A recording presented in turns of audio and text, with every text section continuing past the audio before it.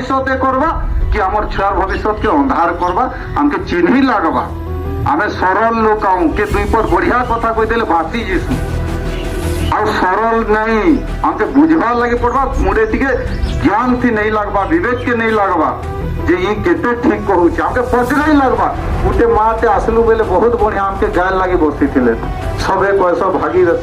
আমি পহলা থর এটা উঠিছি, এমএলএ পহলা থর উঠিছু। তো হেনতা যেন মানে এমএলএ হই সারছ তাহাকে প্রশ্ন পচরাই লাগবা।